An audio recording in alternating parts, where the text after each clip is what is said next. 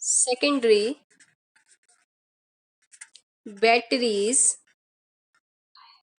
Doubt discuss भी हो रही। बेटा पहले मैं बैटरी वाला पोर्शन एक बार खत्म कर दूं, फिर आपके साथ डाउट डिस्कस करूंगी। जैसे हमारी बैटरी वाला जो क्वेश्चंस है वो भी आप लोगों के सॉल्व हो जाएंगे फिर, क्योंकि लेड स्टोरेज बैटरी कल डिस्कस नहीं हो पाई थी, उसके क्वेश्चंस आप लोगों ने छोड़े होंगे। फ्यूल सेल वाले क्वेश्चन अभी आप लोगों ने छोड़ दिए होंगे उसमें से। तो एक बार वो वाला पार्ट में क्लियर कर लूं, उसके बाद फिर आप लोगों के जितने भी डाउट्स हैं जो भी बचेंगे वो मैं एक बार डिस्कस कर दूंगी, ठीक है। चलिए तो स्टार्ट करते हैं। सेकेंडरी बैटरीज मैंने आपको बताई थी, दो टाइप की सेकेंडरी बैटरीज मैंने आपके साथ डिस्कस की थी। एक बताई थी मैंने आपको लेड स्टोरेज बैटरी, और एक हमने बताई थी निकल कैडमियम बैटरी, जो अब आपके सिलेबस में नहीं है, और एक थी फ्यूल सेल। तो सबसे पहले हम बात करेंगे लेड स्टोरेज बैटरी की। इसकी फंक्शनिंग को थोड़ा ध्यान से समझना। First is lead storage battery.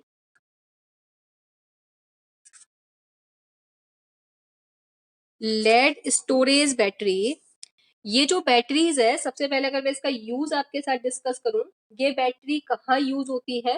Basically ये बैटरी आपके घर में जो इन्वर्टर है, इन्वर्टर में भी लेड स्टोरेज बैटरी को हम यूज करते हैं, या फिर ऑटोमोबाइल्स में आप देखते हैं कार ट्रक की जो बैटरी है, वो बैटरी आपकी लेड स्टोरेज बैटरी है। तो लेड स्टोरेज बैटरी का बेसिकली यूज इन्वर्टर में होता है, ऑटोमोबाइल्स में होता है। अच्छी बैटरी है, इंपॉर्टेंट बैटरी है, मार्क्स के पॉइंट ऑफ व्यू से भी इंपॉर्टेंट है, फंक्शनिंग के पॉइंट ऑफ व्यू से भी इंपॉर्टेंट है, और डेली लाइफ के पॉइंट ऑफ व्यू से भी देखें तो इंपॉर्टेंट है। तो ध्यान से समझिएगा लेड स्टोरेज बैटरी की पूरी फंक्शनिंग को। तो सबसे पहले मैं एक रफली डायग्राम आपको बता दूं कि लेड स्टोरेज बैटरी किस तरीके से आप ड्रॉ करेंगे या किस तरीके से बनी होती है। आप देखेंगे इस तरीके का एक चैम्बर होगा लेड स्टोरेज बैटरी के लिए। एक बड़ा सा मैंने कंटेनर ले लिया है। इस कंटेनर में मैंने यहाँ पर एक रॉड लगाई। ये रॉड मैंने ली है एनोड की। फोकस करना थोड़ा ध्यान से, चैम्बर को मैं बना रही हूँ इसके कंटेनर को। ये एनोड की एक रॉड है, और ऊपर से यहां से मैंने एक और रॉड ले रही हूं मैं, और यहां से आप देखेंगे कि ये एक और रॉड आ रही है, जिस ये है कैथोड की रॉड। ये आपकी आ रही है कैथोड की रॉड, ठीक है। अब ये वाली जो एक और आप देख रहे हैं, दो ट्यूब चल रही है, एक ट्यूब ये चल रही है, एक ट्यूब ये चल रही है। एक ट्यूब से हमारी एनोड की बहुत सारी इलेक्ट्रोड कनेक्टेड होंगे, और दूसरी वाली ट्यूब से आप देखेंगे कि कैथोड के इलेक्ट्रोड बहुत सारे कनेक्ट होंगे। तो मैंने जितने भी आप एनोड या कैथोड जितने ज्यादा लगाते हैं, उतनी पावर की वो बैटरी बन जाती है। तो आपने देखा होगा कि आपका जो इन्वर्टर है, अभी जरा आप रिलेट करिएगा, एक बार फिगर बन जाने दीजिए। तो इस तरीके से ये आपका एक और एनोड मैंने बना दिया, ये एक और एनोड बन चुका है। फिर आप देखेंगे यहां से मैंने फिर एक कैथोड ले लिया, ये एक और कैथोड मैंने बना दिया है। फिर आप देखो एक और मैंने यहां से एक और एनोड ये बना दिया है। फिर यहां से आप देखो एक और, ये आ गया आपके पास में कैथोड। इस तरीके की आपकी इस तरीके की बैटरी की डिजाइन होती है। लेड स्टोरेज बैटरी कुछ इस तरीके से डिजाइन होती है। इसमें लेफ्ट वाली जो इलेक्ट्रोड्स हैं, जैसे ये फर्स्ट वाला इलेक्ट्रोड, ये वाला इलेक्ट्रोड एनोड है, क्योंकि एनोड को हम लेफ्ट साइड में रखते हैं। तो ये जो इसके पास वाला इलेक्ट्रोड है, ये कैथोड है। फिर ये जो इलेक्ट्रोड है, ये एनोड है। फिर इसके पास वाला कैथोड है। फिर आप देखेंगे नेक्स्ट वाला फिर एनोड है, और फिर लास्ट वाला आपका कैथोड है। तो एक एनोड, एक कैथोड, एक एनोड, एक कैथोड, इस तरीके से मैंने बहुत सारे इलेक्ट्रोड्स को लगा रखा है। आप घर में अगर अपने इन्वर्टर की बैटरी देखें, तो उसमें ऊपर आपने देखा होंगे इस तरीके के टैप जैसे बने होते हैं, छोटे छोटे छोटे से, और वो इलेक्ट्रोड्स लगे होते हैं। एक एनोड के साथ एक इलेक्ट्रोड, दूसरे एनोड के साथ दूसरा इलेक्ट्रोड। इस तरीके से अगर 4 एनोड है तो 4 कैथोड होंगे, 5 एनोड है तो 5 कैथोड होंगे। इस तरीके की बैटरी आपने देखी होगी, जो इन्वर्टर वाली बैटरी आपके घर में लगी होती है, ठीक है।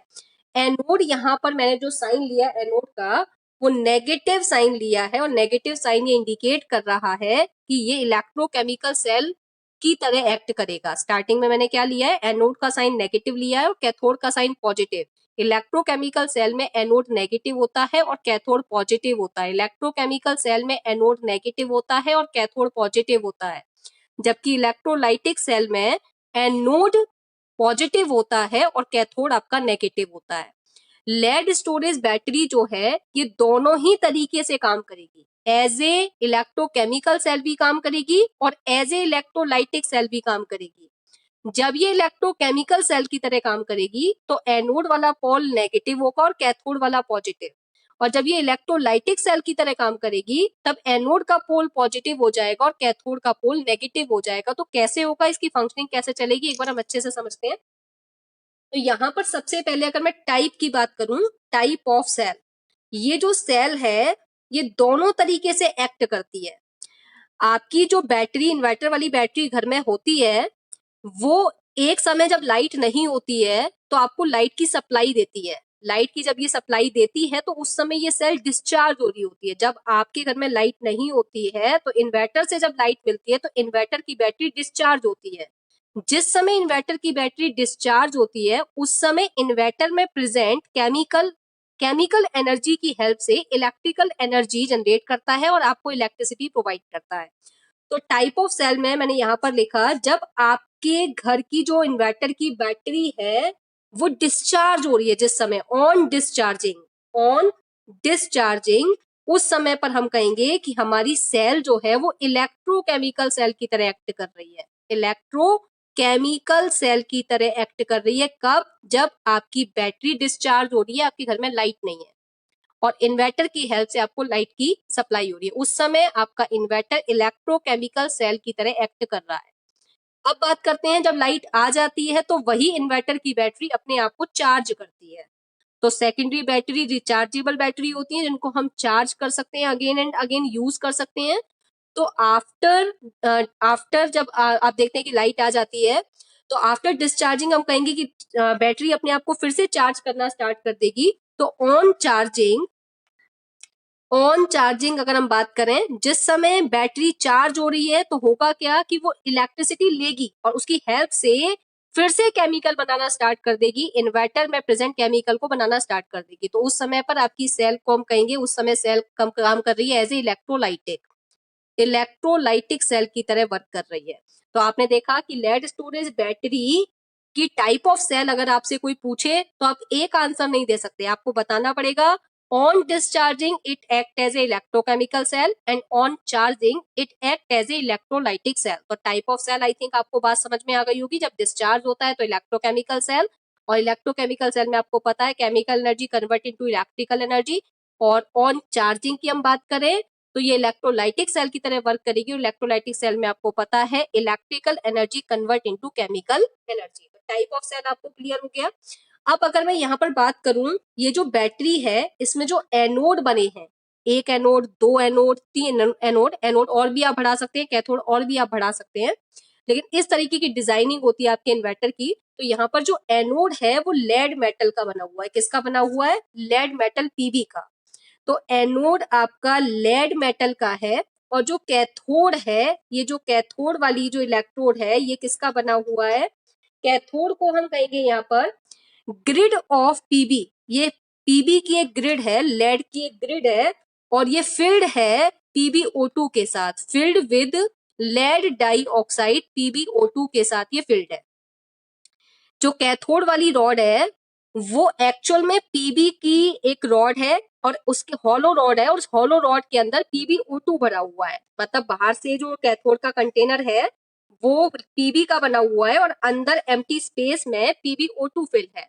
तो cathode grid of lead filled with PbO2 और एनोड आपका पूरा पीबी मेटल का बना हुआ है, लेड मेटल का बना हुआ है। अब यहाँ पर हमें सबसे पहले बात आती है कि हमें एनोड पर होने वाली रिएक्शन को समझना है और कैथोड पर होने वाली रिएक्शन को समझना है। उससे पहले मैं आपको ये और बता दूं कि आपकी जो ये बैटरी है इसमें ये जो एम्प्टी स्पेस है, इस एम्प्टी स्पेस में एक इलेक्ट्रोलाइट प्रेजेंट होता है और उस इलेक्ट्रोलाइट को हम बोलते हैं H2SO4। यहाँ पर जो इलेक्ट्रोलाइट है वो सल्फ्यूरिक एसिड है और सल्फ्यूरिक एसिड भी एक स्पेसिफिक कंसंट्रेशन का हमें चाहिए और वो कंसंट्रेशन है 38% W/W। 38% सल्फ्यूरिक एसिड हमें चाहिए, इससे ज्यादा की कंसंट्रेशन का नहीं चाहिए। 38% H2SO4 सॉल्यूशन एक्ट कर रहा है एज ए इलेक्ट्रोलाइट। तो ये जो एम्प्टी स्पेस है इस स्पेस में आप ये एसिड यूज होता है 38% H2SO4। तो यहाँ पर मैंने इलेक्ट्रोलाइट लिखा, 38% sulphuric acid solution is used in lead storage battery. ठीक है। आपके पास टाइप ऑफ सेल वाली इंफॉर्मेशन आपको पता चल गई, एनोड पता चल गया, कैथोड पता चल गया, इलेक्ट्रोलाइट पता चल गया। अब हम बात कर रहे हैं रिएक्शन एट एनोड। अब यहां से थोड़ा सा फोकस करना, रिएक्शन एट एनोड, एनोड पर रिएक्शन कैसे होगी इसको थोड़ा सा फोकस करिए। एनोड आपका किसका बना है? पीबी का। कैथोड आपका बाहर से तो पीबी है और अंदर उसके अंदर क्या भरा हुआ है? PbO2, lead dioxide. वहां लेड डाई ऑक्साइड का रिडक्शन होगा और एनोड पर होता है ऑक्सीडेशन, तो पीबी मेटल का होगा ऑक्सीडेशन। इलेक्ट्रोलाइट प्रेजेंट है सल्फ्यूरिक एसिड और वो भी सॉल्यूशन फॉर्म में प्रेजेंट है, मतलब एक्वस है। 38% H2SO4 का मतलब है 38 ग्राम H2SO4 प्रेजेंट है 100 ग्राम ऑफ द सॉल्यूशन में। और H2SO4 अगर एक्वस है तो ये आइंस में डिसोसिएट हो गया होगा 2H पॉजिटिव और SO4 2 नेगेटिव आइंस में डिसोसिएट होगा। ठीक है, अब एनोड पर आ जाइए। रिएक्शन एनोड पर क्या होगी? ये जो पीबी मेटल है इसका ऑक्सीडेशन होगा और ऑक्सीडेशन में क्या होगा? ये पीबी 2 इलेक्ट्रॉन को लूज करके Pb+2 बना देगी। तो ये रिएक्शन तो सबको क्लियर हो गई होगी कि एनोड पर ऑक्सीडेशन हो रहा है, पीबी ने 2 इलेक्ट्रॉन को लूज किया और Pb2 पॉजिटिव मेटल बना दी, Pb2 पॉजिटिव आयन बना दिया। अब ये Pb2 पॉजिटिव आयन तुरंत नीचे कंटेनर में गिर जाएगा। एनोड की रॉड से एक एटम पीबी का निकला और Pb2 पॉजिटिव में कन्वर्ट हुआ और कंटेनर में नीचे गिर गया। अब Pb2 पॉजिटिव इसके SO4 2 नेगेटिव के साथ कंबाइंड होकर PbSO4 बना सकता है। तो क्या हुआ? एनोड पर ही रिएक्शन हुई कि ये Pb2 पॉजिटिव जो नीचे गिरा, इस Pb2 पॉजिटिव ने क्या किया? SO4 2 नेगेटिव के साथ रिएक्ट किया और PbSO4 की फॉर्मेशन की। ये दो रिएक्शन एनोड पर हो रही है। ये दोनों रिएक्शन जो आप देख रहे हैं, ये वाली रिएक्शन तो मेन इलेक्ट्रोड पर हो रही है और ये वाली रिएक्शन कंटेनर में हो रही है, पर ये दोनों ही रिएक्शन एनोड के लिए हैं। अब अगर मैं यहां से देखूं तो ओवरऑल रिएक्शन, अगर मैं एनोड की ओवरऑल रिएक्शन निकालूं तो एनोड की ओवरऑल रिएक्शन क्या आएगी? मैंने लिया लेफ्ट साइड में पीबी, पीबी प्लस, अब देखो यहां से ये Pb2 पॉजिटिव आपका कहां पर है? लेफ्ट साइड में, और ये वाला जो Pb2 पॉजिटिव है ये आपका राइट साइड में है। तो मैं इस वाले Pb2 पॉजिटिव से इस वाले Pb2 पॉजिटिव को कैंसिल कर देती हूँ। तो क्या बचा? Pb plus SO4 2 negative gives you PbSO4 plus 2 electron. This is the overall reaction of anode electrode. ये एनोड इलेक्ट्रोड पर होने वाली ओवरऑल रिएक्शन है। अब हम कैथोड पर बात करते हैं। रिएक्शन एट कैथोड, कैथोड पर कौन सी रिएक्शन होगी? रिएक्शन एट कैथोड, कैथोड किसका बना हुआ है? Grid of lead filled with PbO2, मतलब पीबी की तो बाहर की कंटेनर है, उसके अंदर PbO2 भरा हुआ और वो PbO2 का रिडक्शन होगा। तो रिडक्शन वहां पर कैथोड पर किसका होगा? PbO2 का। तो मैंने लिया PbO2 कैथोड पर। अब ये जो दो इलेक्ट्रॉन यहाँ लूज हो रहे हैं, ये दो इलेक्ट्रॉन यहाँ गेन होंगे क्योंकि PbO2 का रिडक्शन होगा। तो फोकस करना थोड़ा सा, रिएक्शन को मैं समझाने की कोशिश करूंगी रिएक्शन ये कैसे होगी। यहाँ पर अगर हम देखें PbO2 के केस में, तो ये जो PbO2 है इसको मैं अलग से अगर आपको सेपरेटली समझाऊं तो फोकस करो। PbO2 में इस Pb पर चार्ज कितना है? इस Pb पर चार्ज है +4 और ऑक्सीजन है 2, एक ऑक्सीजन पर 2 नेगेटिव, दूसरे ऑक्सीजन पर भी 2 नेगेटिव। ठीक है, तो 4 नेगेटिव 4 पॉजिटिव को सेटिस्फाइड कर रहे हैं या Pb पे +4 ऑक्सीडेशन स्टेट है Pb की और ऑक्सीजन की ऑक्सीडेशन स्टेट -2 ठीक है। अब यहां पर मैंने दो इलेक्ट्रॉन इसको गेन कराए, ये दो इलेक्ट्रॉन इस Pb+4 ने रिसीव कर लिए और Pb+4 दो इलेक्ट्रॉन को रिसीव करके किस में कन्वर्ट हो गया? Pb+2 में कन्वर्ट हो गया। किस में कन्वर्ट हो गया? Pb+2 में। यहां तक मेरी बात क्लियर हो गई होगी। किस में कन्वर्ट हो गया? Pb2 पॉजिटिव में। ठीक है, तो PbO2 ने जब दो इलेक्ट्रॉन को रिसीव किया तो ये किस में कन्वर्ट हो गया? Pb2 पॉजिटिव में कन्वर्ट हो गया। अब क्या बचा आपके पास में? दो इलेक्ट्रॉन यूज हो चुके हैं, Pb+4 Pb+2 में कन्वर्ट हो चुका है। आपके पास में ये दो ऑक्सीजन बची हैं चार्ज के साथ। ठीक है, अब अगर आप सॉल्यूशन में देखें तो इस इलेक्ट्रोलाइटिक सॉल्यूशन में H पॉजिटिव आयन प्रेजेंट है। ये H पॉजिटिव आयन, ये जो H पॉजिटिव आयन है, ये H पॉजिटिव आयन हम कैथोड में यूज करेंगे। कैथोड की रिएक्शन में ये H पॉजिटिव आयन को हम यूज करेंगे। तो मुझे फोकस से बताओ कि इन दो ऑक्सीजन को सेटिस्फाइड करने के लिए मुझे कितने H की रिक्वायरमेंट है? दो ऑक्सीजन पे चार नेगेटिव चार नेगेटिव चार्ज है और चार नेगेटिव को सेटिस्फाइड करने के लिए मुझे कितने H पॉजिटिव की रिक्वायरमेंट होनी चाहिए? 4 4, तो मैंने यहां पर दिया 4H पॉजिटिव और 4H पॉजिटिव ने इसने दोनों ऑक्सीजन को सेटिस्फाइड करके क्या कर दिया, 2 वाटर मॉलिक्यूल बना दिए। क्या बना दिए, 2 वाटर मॉलिक्यूल। 2H पॉजिटिव एक वाटर मॉलिक्यूल बनाएंगी और 2H पॉजिटिव इस ऑक्सीजन के साथ एक वाटर मॉलिक्यूल बनाएंगी। तो ओवरऑल आपने देखा कि 2 वाटर मॉलिक्यूल की फॉर्मेशन हो गई। तो अगर मैं देखूं तो मेरी कैथोड पर रिएक्शन क्या हुई है, कैथोड पर रिएक्शन हुई है PbO2 plus 2 electron plus 4H positive gives you Pb2 positive plus 2H2। ठीक है, यहां तक क्लियर हो गई होगी बात। अब ये जो Pb2 पॉजिटिव है ये भी कहाँ आएगा, ये भी नीचे कंटेनर में आएगा, SO4 2 नेगेटिव के साथ रिएक्ट करेगा। तो कैथोड पर भी सेम सिचुएशन हुई कि Pb2 पॉजिटिव इसने क्या किया, SO4 2 नेगेटिव के साथ रिएक्शन की और PbSO4 की फॉर्मेशन कर दी। ठीक है, यहां पर मैंने इस Pb2 पॉजिटिव को इस वाले Pb2 पॉजिटिव के साथ में कैंसिल कर दिया। अब अगर मैं ओवरऑल रिएक्शन लिखूं, ओवरऑल कैथोड की रिएक्शन, तो ओवरऑल कैथोड की रिएक्शन आपके पास क्या आ जाएगी, PbO2 plus 2 electron plus SO4 2 negative plus 4H positive gives you PbSO4 plus 2H2O। ये आपके पास आ गई overall reaction of cathode. Cathode पर जो ओवरऑल रिएक्शन हो रही है वो आपके पास ओवरऑल निकल कर आ गई। अब एनोड और कैथोड को जोड़कर एनोड की ओवरऑल रिएक्शन को और कैथोड की ओवरऑल सेल रिएक्शन को जब आप ऐड करेंगे तो इस रिएक्शन में होने वाली जो ओवरऑल सेल रिएक्शन है वो आपके पास आएगी। तो एक बार अलग से लिख लेते हैं, एनोड की रिएक्शन ओवरऑल आपके पास में आ रही है Pb plus SO4 2 negative. Yes, हाँ वीडियो बन रही है बेटा, वीडियो बन रही है। एनोड की ओवरऑल रिएक्शन जो आपकी आ रही है वो आ रही है Pb plus SO4 2 negative, Pb plus SO4 2 negative gives you 2 electron plus PbSO4। एक बार पीछे देख लेते हैं, यही आ रही है हमारी एनोड की रिएक्शन। एनोड की रिएक्शन थी Pb plus SO4 2 negative plus 2 electron plus PbSO4। ठीक है, कैथोड की रिएक्शन है PbO2 plus 2 electron, PbO2 plus 2 electron, PbO2 plus 2 electron plus SO4 plus SO4 2 negative plus 4H positive gives you आपके पास PbSO4 plus 2H2O। ये reaction cathode की overall reaction थी। ठीक है, अब अगर मैं सेल की ओवरऑल रिएक्शन पता करूं तो सेल की ओवरऑल सेल रिएक्शन क्या निकल कर आएगी, इस 2 इलेक्ट्रॉन से मैंने इन 2 इलेक्ट्रॉन को कैंसिल कर दिया।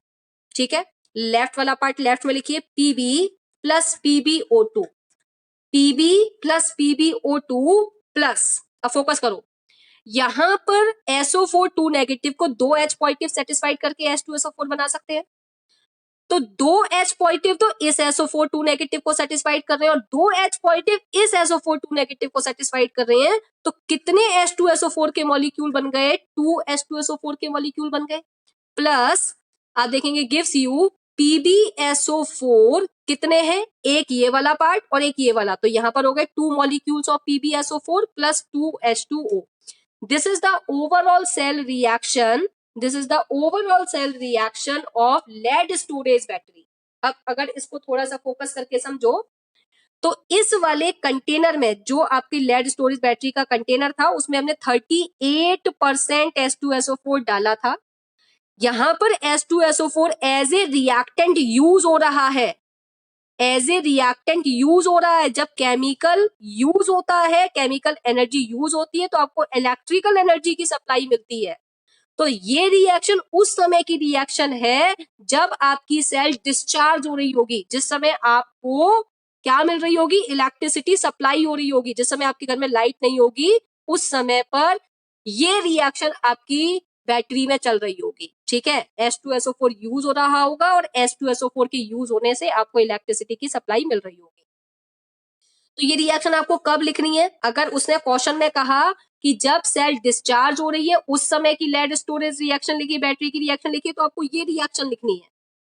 अब अगर वो आपसे कहे कि जब सेल चार्ज हो रही है उस समय रिएक्शन क्या होगी, तो सब कुछ उल्टा हो जाएगा। इलेक्ट्रोकेमिकल सेल जो है अब चार्जिंग के समय पर इलेक्ट्रोलाइटिक सेल की तरह एक्ट करेगी। तो जो रिएक्शन इलेक्ट्रोकेमिकल सेल में हो रही है उसकी उल्टी रिएक्शन होगी आपकी इलेक्ट्रोलाइटिक सेल में।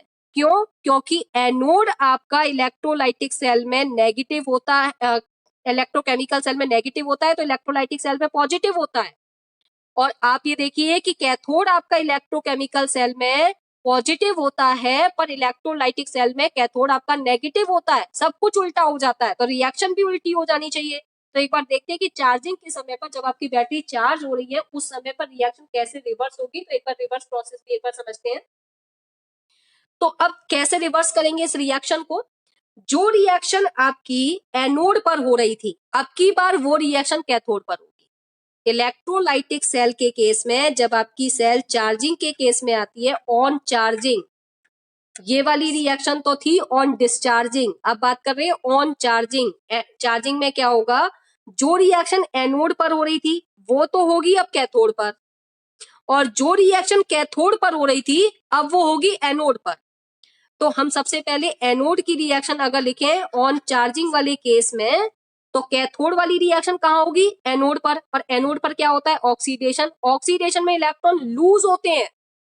तो इस वाली रिएक्शन में तो आप देख रहे हैं कि इलेक्ट्रॉन गेन होते हुए दिखाई दे रहे हैं। तो इस रिएक्शन का भी उल्टा करना पड़ेगा। जो रिएक्शन कैथोड पर हो रही है इलेक्ट्रोकेमिकल सेल में, उसको भी आपको उल्टा करना पड़ेगा, तब वो एनोड की रिएक्शन बनेगी। तो इसको उल्टा करके अगर मैं लिखूं तो क्या बन जाएगी reaction? PbSO4 plus 2H2O gives you PbO2 plus 2 electron plus SO4 2 negative plus 4H positive. ठीक है, यहां तक क्लियर हो गया होगा? ये अगर आपको दिख रहा है, क्लियर दिख रहा है आपको, स्क्रीन क्लियर दिख रही है? क्या स्क्रीन सबको क्लियर दिख रही है? ठीक है, तो एनोड पर मैंने इस रिएक्शन पर, जो रिएक्शन कैथोड पर हो रही थी चार्ज डिस्चार्जिंग के समय पर, जो रिएक्शन कैथोड पर हो रही थी, अब वही रिएक्शन चार्जिंग के केस में एनोड पर होगी, लेकिन रिवर्स हो जाएगी।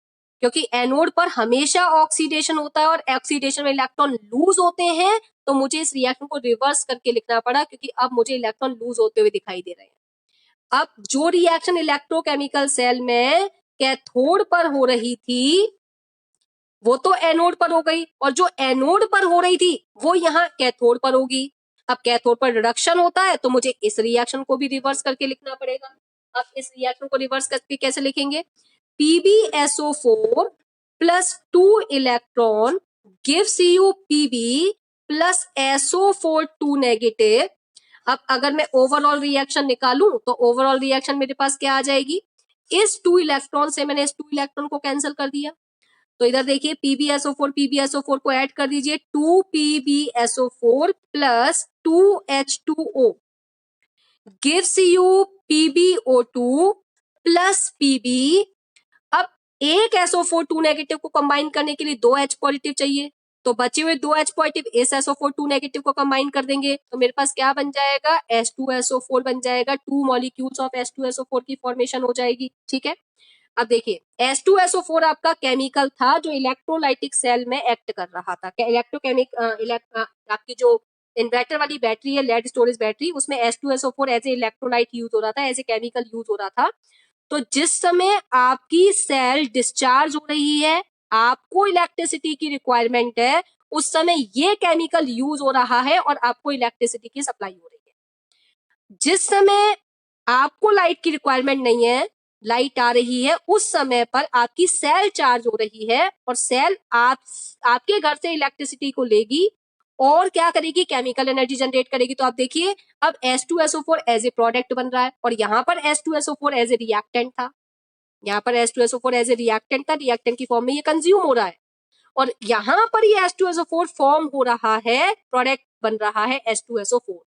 तो इस ये जो लेड स्टोरेज बैटरी है, ये दोनों तरीके से एक्ट करी, एज ए इलेक्ट्रोलाइटिक भी और एज ए इलेक्ट्रोकेमिकल भी। कितने बच्चों को यहाँ तक मेरी बात क्लियर हो गई, जिससे मैं आगे का डिस्कस करूं आप लोगों के साथ में? क्या आपको रिएक्शंस क्लियर हो गई? कहाँ रिवर्स है, कोई कंफ्यूजन तो नहीं है रिएक्शंस में?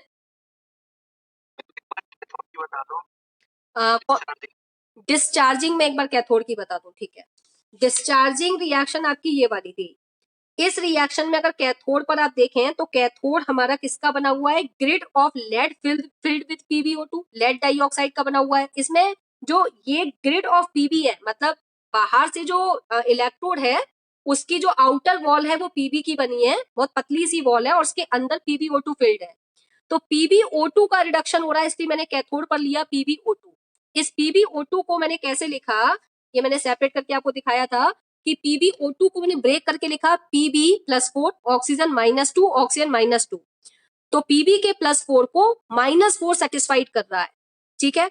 अब PbO2 का रिडक्शन हो रहा है, तो एनोड वाली रिएक्शन में 2 इलेक्ट्रॉन लूज हो रहे थे, तो वो 2 इलेक्ट्रॉन यहाँ पर गेन हो जाएंगे और ये Pb+4 इन 2 इलेक्ट्रॉन को गेन करेगा और गेन करके Pb+4 Pb2 पॉजिटिव में कन्वर्ट हो जाएगा। तो ये बन गया आपका Pb+4 Pb+2 में कन्वर्ट हो गया, ठीक है। अब आपके इलेक्ट्रोलाइट वाली जो सेल थी, ये जो लेड स्टोरेज बैटरी है, इसमें H2SO4 प्रेजेंट था जो डिसोसिएट हुआ था H पॉजिटिव SO4 2 नेगेटिव में। तो H पॉजिटिव वाला पार्ट यहाँ पर इन ऑक्सीजन के साथ कंबाइन होगा। तो मैंने यहाँ पर 4H पॉजिटिव यूज करे हैं क्योंकि 2 H पॉजिटिव इस ऑक्सीजन को सेटिस्फाइड कर देंगे और 2 H पॉजिटिव इस ऑक्सीजन को सेटिस्फाइड कर देंगे। तो 2 H पॉजिटिव ने एक ऑक्सीजन को सेटिस्फाइड किया तो वाटर मॉलिक्यूल बना, फिर 2 H पॉजिटिव ने इस ऑक्सीजन को सेटिस्फाइड किया, एक और वाटर मॉलिक्यूल बना। तो PbO2 plus 2 electron plus 4H positive gives you Pb2 positive plus 2H2O. This is the reaction at cathode. ये जो रिएक्शन हो रही है ये कैथोड पर हो रही है। पुष्कर क्लियर है? Yes yes. PbO भी तो बन सकता था।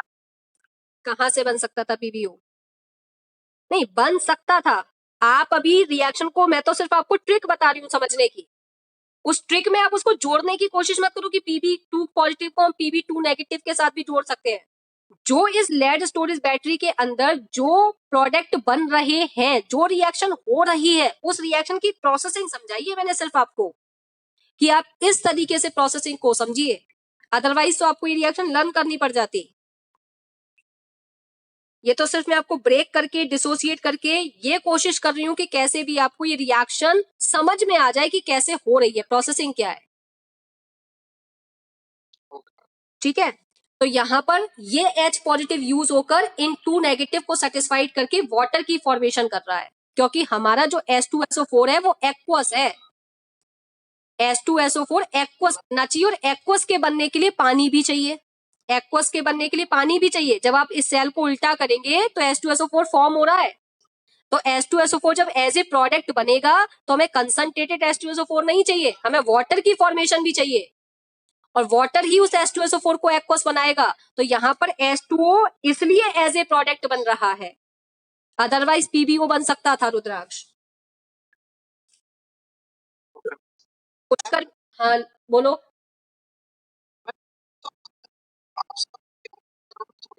नहीं नहीं नहीं, ये रिएक्शन ऐसे ही चल रही है, लेकिन मैंने सिर्फ आपको ये ब्रेक करके इसलिए बताई है कि आपके दिमाग में भी सेट हो जाए।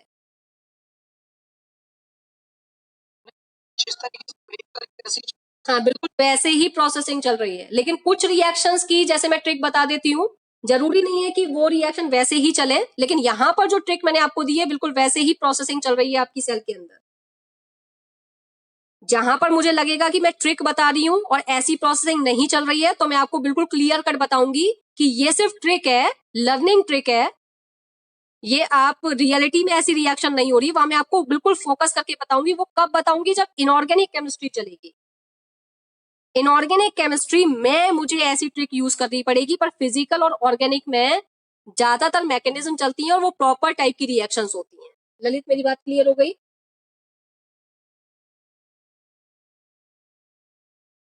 yes, पुष्कर क्लियर है क्या तोड़ पर रिएक्शन? तो यहां तक आपको रिएक्शन को रिवर्स करना आ गया। मेरे हिसाब से रिएक्शन में घबराने वाली कंडीशन नहीं होनी चाहिए कि बड़ी है प्रोसेसिंग, लेड स्टोरेज बैटरी की प्रोसेसिंग थोड़ी बड़ी है, रिवर्सिंग का ध्यान रखना है, डिस्चार्ज केस पर रिएक्शन का ध्यान रखना है। लेकिन एक बार अगर आप लिखकर खुद प्रैक्टिस करोगे तो ये रिएक्शन लिखना आपको आ जाएगी, अदरवाइज फिर एक ही ऑप्शन बचता है कि आप याद करें, ठीक है। तो ये प्रोसेसिंग अगर आपको क्लियर है डिस्चार्जिंग के केस में और डिस्चार्जिंग के केस में, बताइए। जब मैं ऐसा वाटर हमने कहाँ डाला है कोई वाटर? क्या वो सिंपल पानी होता है या वो मिनरलाइज्ड वाटर होता है? मिनरलाइज्ड वाटर में क्या प्रेजेंट होते हैं? मिनरल्स।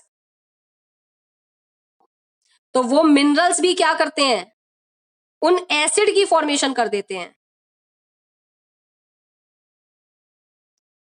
बात समझ में आ गई? वो सिंपल वाटर नहीं है। नहीं तो आप अपने घर में प्रेजेंट सिंपल वाटर को डाल लीजिए ना बैटरी में।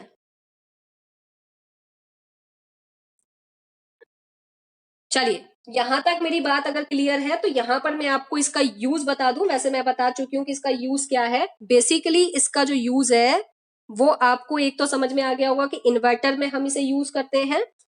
ये बैटरी इन्वर्टर में यूज होती है और सबसे ज्यादा यूज होती है इन्वर्टर में। और आप देखेंगे जितनी भी ऑटोमोबाइल्स होते हैं, ऑटोमोबाइल्स की जितनी भी बैटरी बनती है उसमें ये वाली बैटरी यूज होती है ऑटोमोबाइल्स में। तो यूज आपको पता होना चाहिए, मैंने वही यूज बताया है जो जनरली आपकी एनसीईआरटी बुक में गिवन है।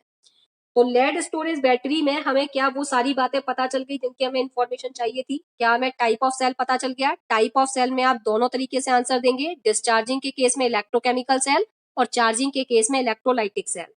एनोड किसका बना है? लेड का। कैथोड किसका बना है? Grid of lead filled with PbO2। Anode पर होने वाली रिएक्शन, अब देखो डिस्चार्जिंग के केस में एनोड पर होने वाली रिएक्शन अलग है, कैथोड पर होने वाली रिएक्शन अलग है और ओवरऑल रिएक्शन अलग है। लेकिन जब चार्जिंग के केस में बात करेगा तो एनोड की रिएक्शन अलग है, कैथोड की रिएक्शन अलग है और ओवरऑल रिएक्शन अलग है। तो आपको ध्यान रखना है कि वो किसका पूछ रहा है। इसके अलावा आपको यूज पता चल गया, इसके अलावा इलेक्ट्रोलाइट हमें पता होना चाहिए, इलेक्ट्रोलाइट हमें पता चल गया। लेकिन वोल्टेज की, मैं सेकेंडरी बैटरीज में वोल्टेज की बात आपसे नहीं करूंगी, जहां यहां पर फिक्स नहीं है वोल्टेज। जबकि प्राइमरी सेल जो मार्केट से आती है उनकी जो वोल्टेज होते हैं वो फिक्स होते हैं। तो वहां मैंने आपको स्पेसिफिकली बताए थे कि लेकलेंचे सेल के वोल्टेज मैंने आपको बताए थे 1.5 वोल्ट और मरकरी सेल का वोल्टेज मैंने आपको बताया था 1.35 वोल्ट। ठीक है, लेकिन यहाँ मैं वोल्टेज की बात आपसे नहीं करूंगी। तो एक पॉइंट हट गया वोल्टेज वाला, बाकी सारे पॉइंट मैंने आपको डिस्कस किए हैं। अब यहीं पर एक छोटा सा टॉपिक निकिल कैडमियम सेल को हम यहीं पर एक बार कनेक्ट कर लेते हैं। निकिल कैडमियम सेल हालांकि इंपॉर्टेंट नहीं है पर एक छोटी सी रिएक्शन को छोड़ने में कोई फायदा नहीं है, तो एक बार समझ लेते हैं फटाफट से। निकिल कैडमियम सेल ये भी सेकेंडरी बैटरी में यूज होती है। निकिल कैडमियम सेल, और ये जो निकिल कैडमियम सेल है, सबसे बड़ी बात ये सेकेंडरी बैटरी तो है, चार्जेबल तो है, और इसकी जो लाइफ है ना वो लेड स्टोरेज बैटरी से ज्यादा है। तो मैं आपको अगर डिस्कस करूं तो मैं कह सकती हूँ longer life than lead storage battery, than lead storage battery. जो आपकी लेड स्टोरेज बैटरी हमने ऊपर डिस्कस करी है उससे ज्यादा इसकी लाइफ है। एक तो ये इंपॉर्टेंट पॉइंट आपको दिमाग में सेट करना है। दूसरा, जो निकिल कैडमियम सेल या जो बैटरी है ये बहुत एक्सपेंसिव होती है, ये बहुत ही ज्यादा एक्सपेंसिव है।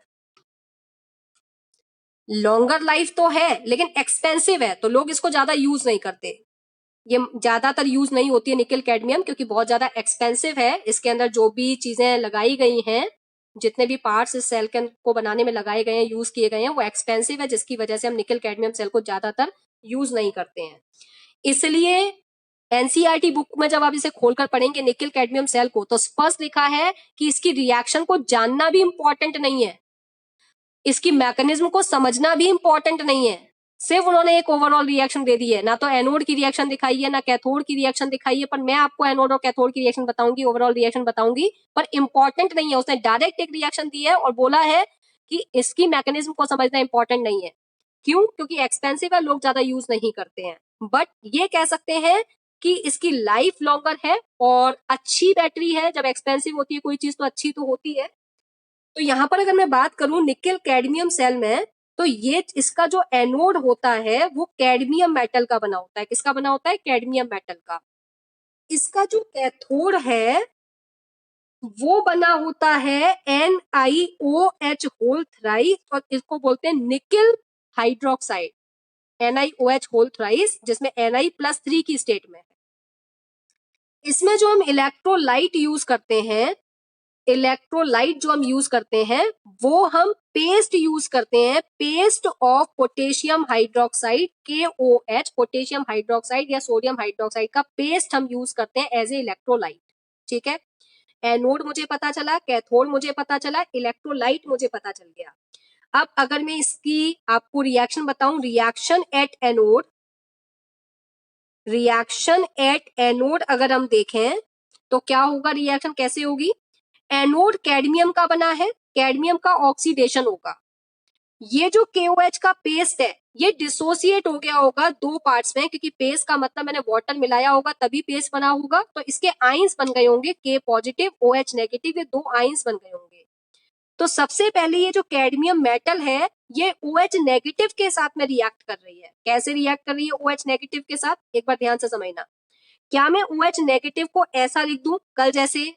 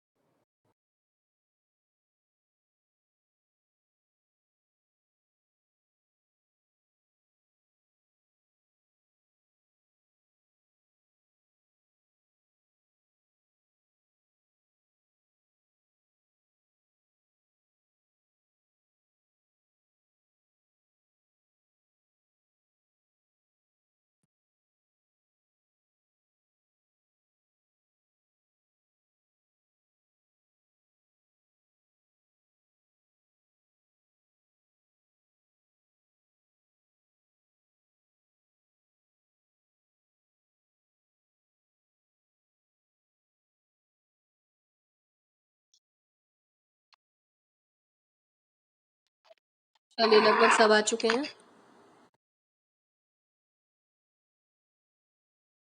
स्क्रीन सब क्लियर दिखाई दे रही है, क्या स्क्रीन सबको क्लियर दिखाई दे रही है?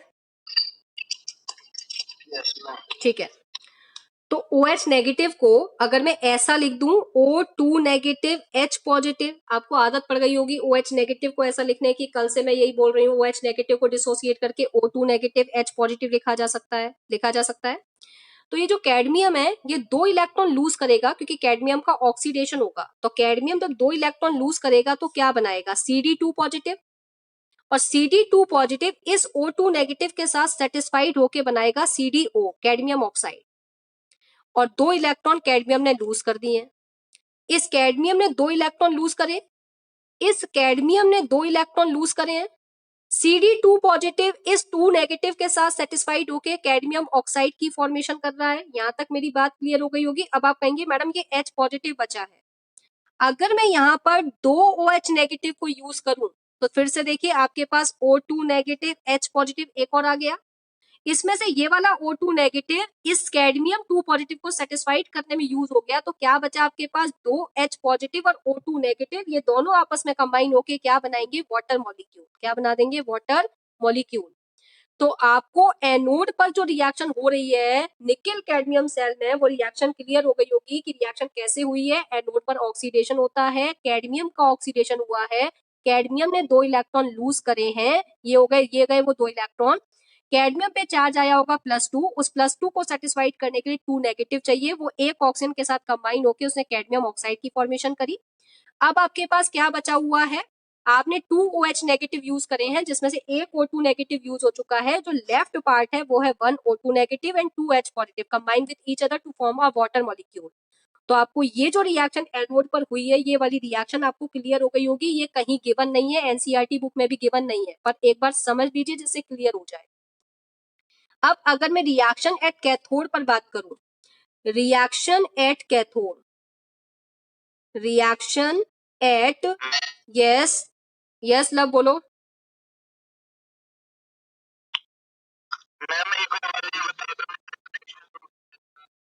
सुनो ध्यान से, दोबारा समझ, ठीक है दोबारा समझ लीजिए बेटा। एनोड पर ऑक्सीडेशन होता है, एनोड आपका कैडमियम मेटल का बना है, कैडमियम मेटल का ऑक्सीडेशन होगा, तो कैडमियम मेटल ने 2 इलेक्ट्रॉन लूज करे, तो सीडी ने जब 2 इलेक्ट्रॉन लूज करे तो सीडी पे क्या चार्ज आ जाएगा, 2 पॉजिटिव, और 2 पॉजिटिव को सेटिस्फाइड करने के लिए 2 नेगेटिव चाहिए। तो यहाँ पर मैंने OH नेगेटिव को यूज किया है, ये OH नेगेटिव मुझे इलेक्ट्रोलाइट से मिला है, इलेक्ट्रोलाइट पेस्ट था जो आपका डिसोसिएट हो गया था K पॉजिटिव OH नेगेटिव में। इस OH नेगेटिव को मैंने लिखा O2 नेगेटिव H पॉजिटिव। इसका O2 नेगेटिव कैडमियम के 2 पॉजिटिव को सेटिस्फाइड कर देगा और कैडमियम ऑक्साइड की फॉर्मेशन हो जाएगी। अब आपके पास क्या बचा हुआ है, एक O2 नेगेटिव जा चुका है, आपके पास 2 H पॉजिटिव और एक O2 नेगेटिव बचा है। ये दोनों आपस में कंबाइन होकर एक वाटर मॉलिक्यूल की फॉर्मेशन कर देंगे। तो कैडमियम +2 की स्टेट में आया 2 इलेक्ट्रॉन लूज करने के बाद, और उसका +2 इस O2 नेगेटिव के साथ सेटिस्फाइड हो गया और कैडमियम ऑक्साइड की फॉर्मेशन हो गई। और ये 2 H पॉजिटिव इस O2 नेगेटिव के साथ जुड़कर वाटर की फॉर्मेशन कर रहे हैं। लव क्लियर हो गई रिएक्शन? ठीक है, अब आ जाओ कैथोड पर। कैथोड आपका बना है NiOH होल थ्राइस। अब NiOH होल थ्राइस इस कैथोड का रिडक्शन होगा, तो ये 2 इलेक्ट्रॉन जो लूज हुए हैं कैथोड पर, ये 2 इलेक्ट्रॉन गेन होंगे। अब फोकस करिए, निकिल पर चार्ज है +3। अगर मैं निकिल को 1 इलेक्ट्रॉन दे दूं तो निकिल का चार्ज क्या हो जाएगा, +3 से +2, क्योंकि रिडक्शन में चार्ज कम होता है। Ni +3 से +2 में अगर जाएगा तो 1 इलेक्ट्रॉन को गेन करेगा। और अगर मैं NiOH होल थ्राइस के 2 मॉलिक्यूल ले लूं तो मेरे पास कितने Ni हो गए, +3 वाली स्टेट वाले 2। एक Ni ने 1 इलेक्ट्रॉन को गेन किया, दूसरे Ni ने 1 इलेक्ट्रॉन को गेन किया। तो आप देख रहे हैं जो Ni है वो +2 की स्टेट में आ चुका है। +2 को सेटिस्फाइड करने के लिए -2 चाहिए, और आपको पता है OH नेगेटिव पर -1 चार्ज होता है। तो अब जो आपका Ni है वो OH होल ट्वाइस ना रहकर हो गया OH होल थ्राइस ना रहकर हो गया होल ट्वाइस। अब आपने यहाँ पर कितने Ni यूज किए थे, 2। मैंने यहाँ पर भी कितने यूज किए, 2। यहाँ OH कितने हैं, 3। और यहाँ पर OH कितने, यहाँ पर OH कितने हैं आपके पास, 3 2 6। और यहाँ पर OH कितने हैं आपके पास, 2 2 4। कितने OH बचे हैं आपके पास, कितने OH बचे हैं आपके पास, 2 OH बचे हैं। तो आपने क्या किया, इन 2 OH को आपने एज ए साइड प्रोडक्ट लिख दिया +2 OH नेगेटिव। क्या यहाँ तक रिएक्शन क्लियर हो गई? रिएक्शन कैसे हुई है एक बार दोबारा समझ लेते हैं इस रिएक्शन को। ये जो Ni है ये +3 की स्टेट में, इस Ni ने 1 इलेक्ट्रॉन को गेन किया, Ni +2 बना। वो Ni +2 2 OH नेगेटिव के साथ सेटिस्फाइड होके NiOH होल ट्वाइस बना देगा।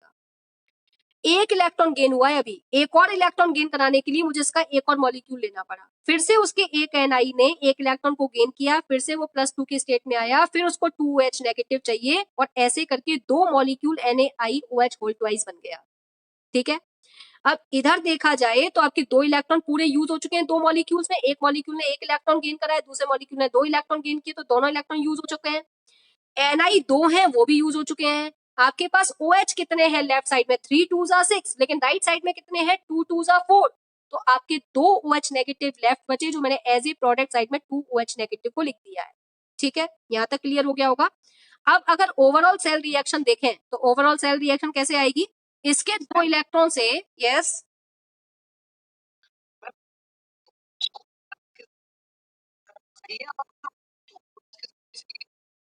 मतलब NiOH होल ट्वाइस भी बनता है कंपाउंड, NiOH होल थ्राइस भी बनता है।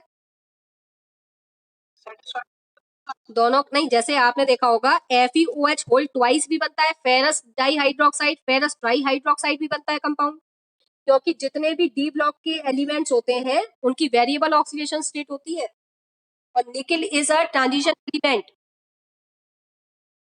ठीक है, तो यहाँ पर इसके 2 इलेक्ट्रॉन से मैंने इसके 2 इलेक्ट्रॉन को कैंसिल कर दिया, और यहाँ पर इसके 2 OH नेगेटिव को इसके 2 OH नेगेटिव के से कैंसिल कर दिया। तो मेरे पास जो ओवरऑल रिएक्शन आएगी वो क्या आ जाएगी, ओवरऑल रिएक्शन अगर आप यहीं देखें तो ओवरऑल रिएक्शन आपके पास आ गई cadmium CD plus 2NiOH whole thrice gives you CdO cadmium oxide plus 2NiOH whole twice plus H2O।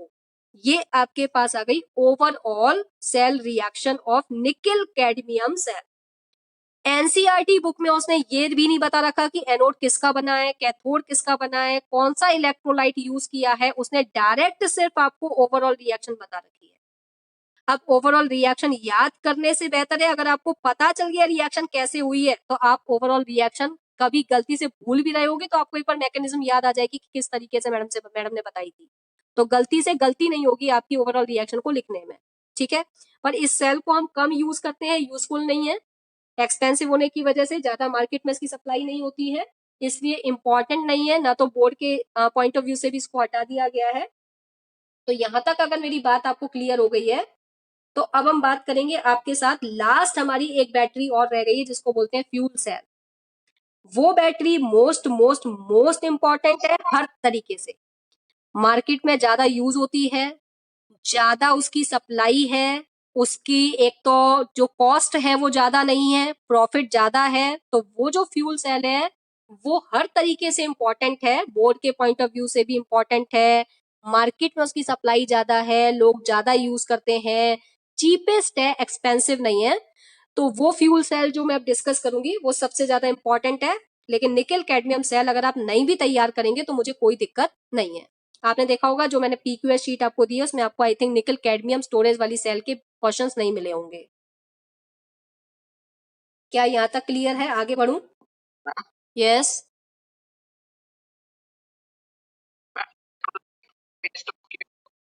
Yes. Water भी तो प्रेजेंट होगा, ऑब्वियस सी बात है, तभी तो डिसोसिएट होके आइंस मिले हैं। तो उसके भी तो हाँ, तो वहां पर भी H positive O H negative ions present है। अब ओ एच नेगेटिव आइन तो कॉमन हो गए, एच पॉजिटिव आइन वहीं पड़ा रहेगा इलेक्ट्रोलाइट के पेस्ट में ही ना। क्लियर रुद्राक्ष? ठीक है, अब हम बात करते हैं, यहां तक सबको क्लियर है तो एक बार हैंड रेज करके मुझे फटाफट से बता दो कि यहां तक आपके दिमाग में अगर लेड स्टोरेज बैटरी की फंक्शनिंग कैसे रिएक्शन हुई है, निकल कैडमियम सेल की फंक्शनिंग अगर दिमाग में सेट हो गई है तो फिर मैं नेक्स्ट सेल आपके साथ लास्ट बैटरी डिस्कस करूंगी, फ्यूल सेल। 16 स्टूडेंट्स के हैंड रेज हुए हैं, 19, 20, 21 स्टूडेंट्स ने हैंड रेज किया है। इट मींस किसको प्रॉब्लम आ रही है? खुशी, बेटा खुशी क्लियर नहीं है?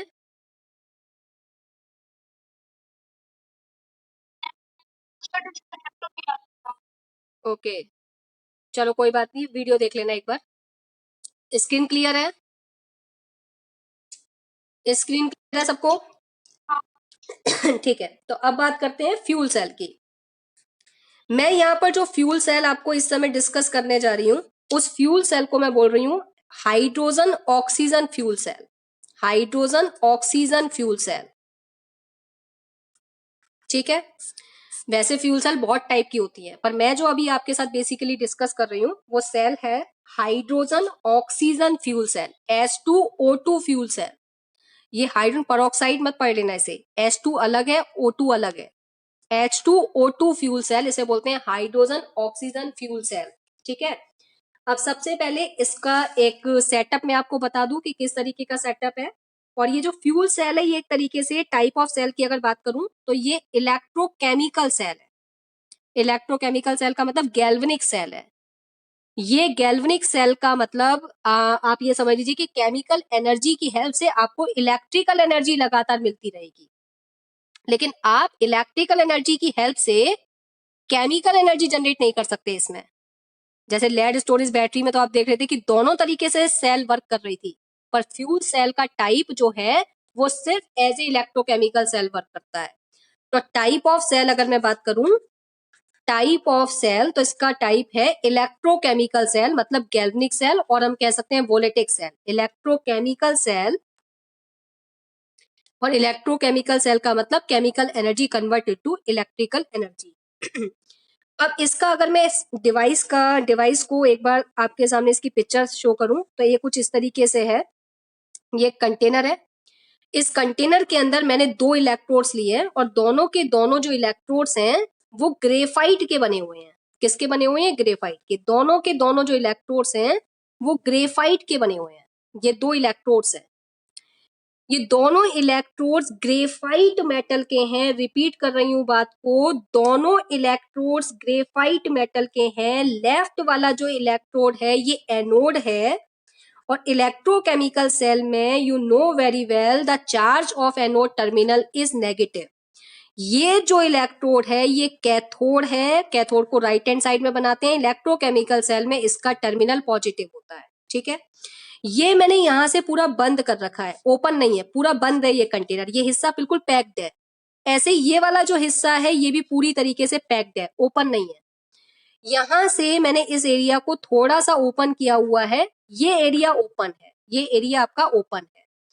ये इलेक्ट्रोड ग्रेफाइट मेटल का है और ग्रेफाइट का है, और ग्रेफाइट के ऊपर या तो आप ये कह लीजिए मैंने प्लेटियम की कोटिंग कर दूं, या फिर प्लेटिनियम को आपने सुना होगा जब 11th क्लास में मैंने एक टॉपिक आपको पढ़ाया था कि प्लेटिनियम, निकेल और पैलेडियम ये 3 मेटल हैं जो हाइड्रोजन गैस को ज्यादा से ज्यादा एब्जॉर्ब कर लेती हैं अपनी सरफेस पर।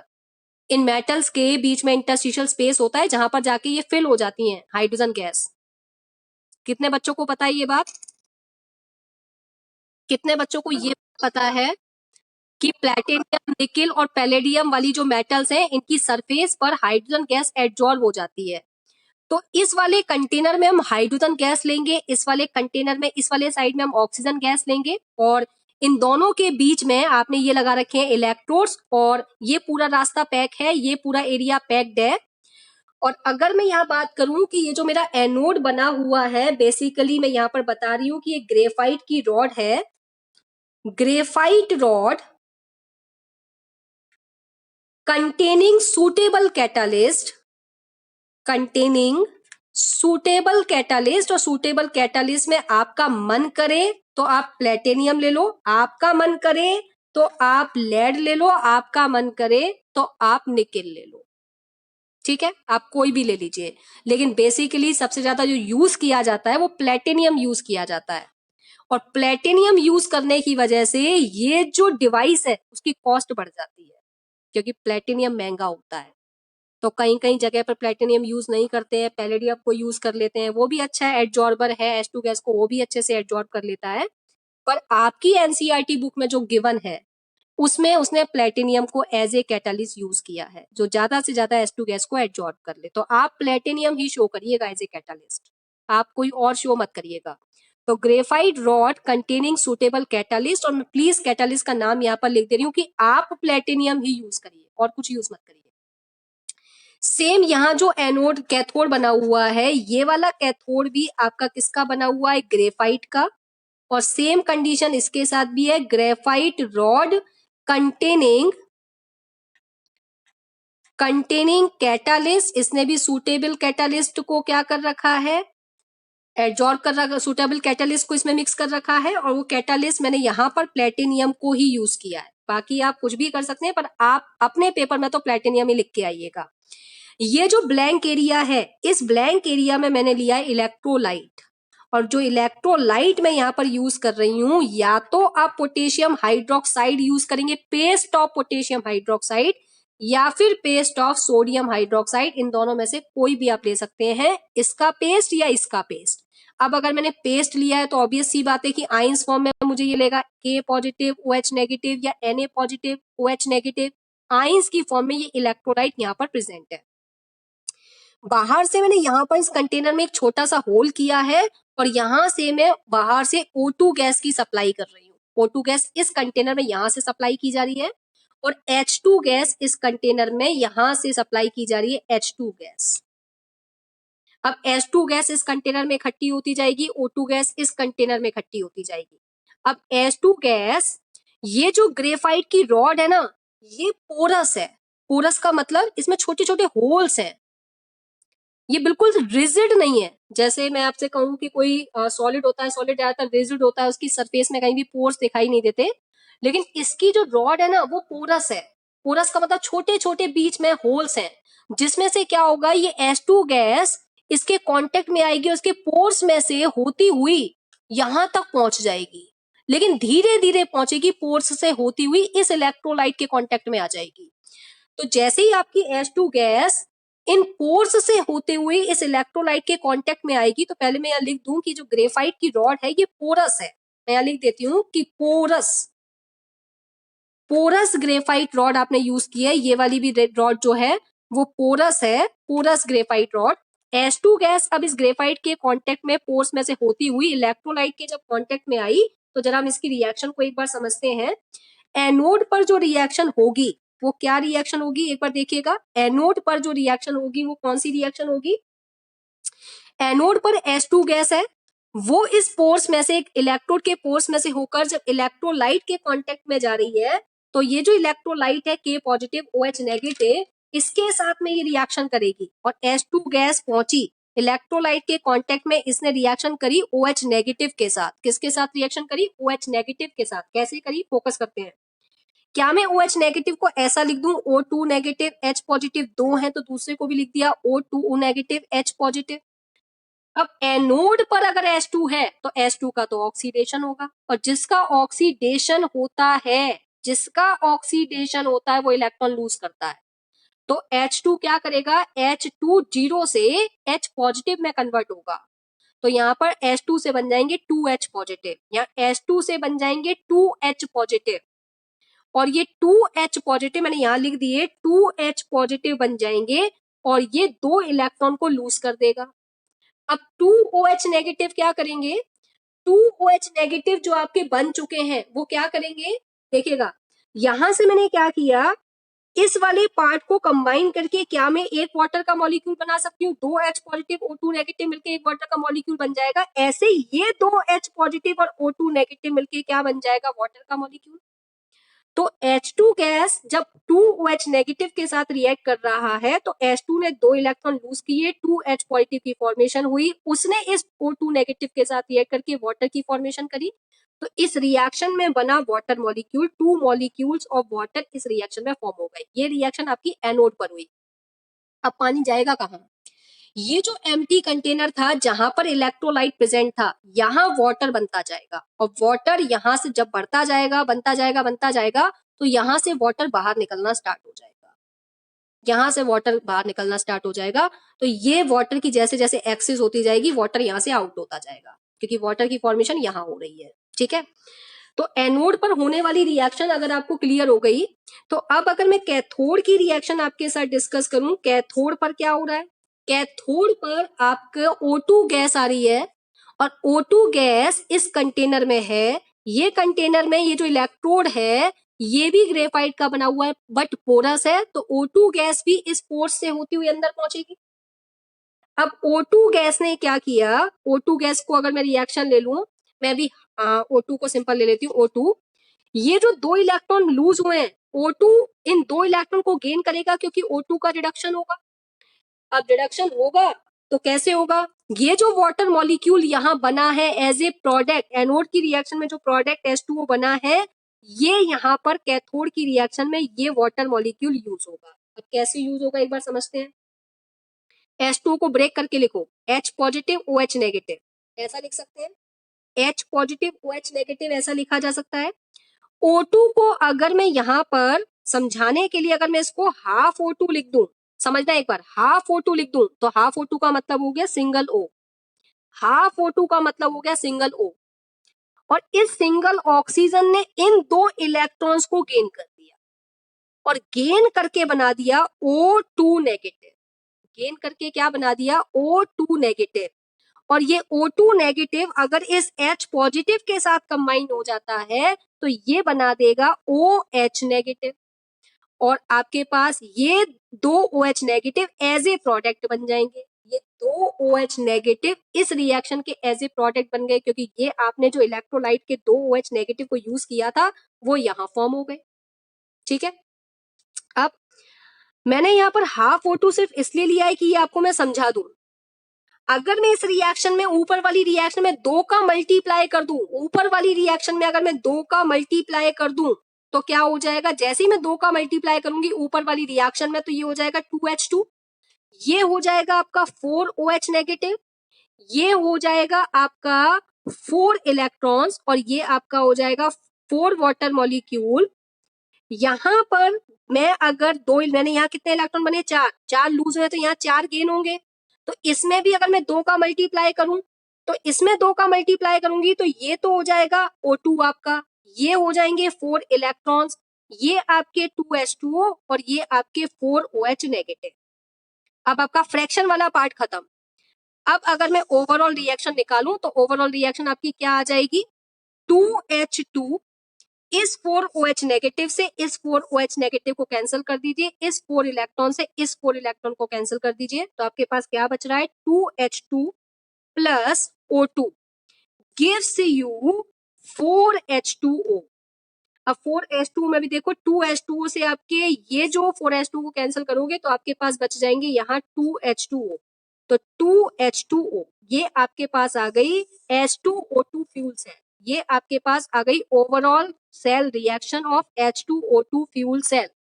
अब यहाँ थोड़ा सा मेरी बात को फोकस करके समझिएगा थोड़ा सा, इस फ्यूल सेल में H2 hydrogen H2 as a fuel है, H2 एज ए फ्यूल है, और किसी भी फ्यूल का कंबशन करना होता है तो कंबशन बिना ऑक्सीजन के नहीं होता, किसी भी फ्यूल का कंबशन बिना ऑक्सीजन के नहीं होता। तो H2 एज ए फ्यूल है और O2 इसलिए यूज किया है क्योंकि मुझे इसका कंबशन करना है, और कंबशन करने पर H2 का जब आपने O2 की प्रेजेंस में कंबशन किया तो जो प्रोडक्ट आपको मिला है वो वाटर मिला है।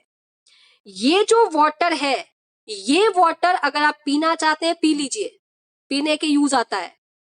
H2O2 फ्यूल सेल ज्यादातर कहाँ यूज होती है, अपोलो स्पेस प्रोग्राम में सबसे ज्यादा इसी फ्यूल सेल को यूज किया जाता है। आप रिएक्टेंट डालते जाइए, ये रिएक्शन नॉन स्टॉप चलती जाएगी, ये कभी भी बैटरी खत्म नहीं होने वाली, बस रिएक्टेंट डालते जाइए। तो अगर आप as a H2 as a reactant डालते जाएंगे और ऑक्सीजन की सप्लाई करते जाएंगे तो ये सेल नॉन स्टॉप काम करती जाएगी, नॉन स्टॉप काम करेगी, आपको एनर्जी की सप्लाई मिलेगी, केमिकल एनर्जी की हेल्प से आपको इलेक्ट्रिकल एनर्जी मिलेगी। दूसरा आप ये देखेंगे कि जितने भी फ्यूल्स का जब हम कंबशन करते हैं तो आपको हीट एनर्जी, लाइट एनर्जी, बहुत सारी टाइप की एनर्जी प्रोड्यूस होती है, साथ के साथ वाटर भी फॉर्म हो रहा है।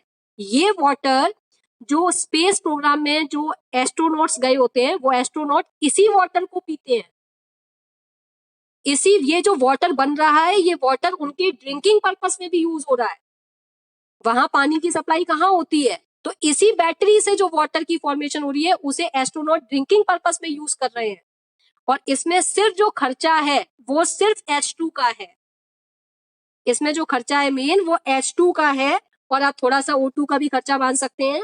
बाकी एक बार ये डिवाइस बन गई तो बार बार इसको बनाने की रिक्वायरमेंट नहीं होती, तो सबसे चीपेस्ट में आती है, सबसे ज्यादा यूजेबल है।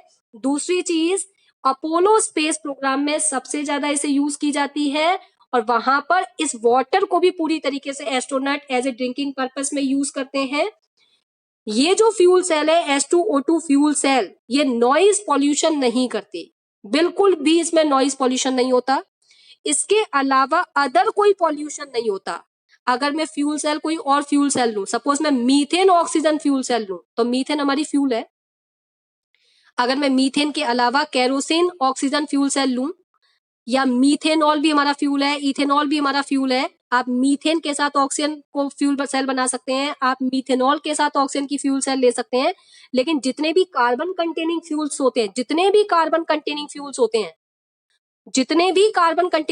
होते हैं, वो कार्बन डाइऑक्साइड गैस भी प्रोड्यूस करते हैं, और कार्बन डाइऑक्साइड गैस की हमें कोई रिक्वायरमेंट नहीं है, हमें किसी भी तरीके का कोई पॉल्यूशन नहीं करना।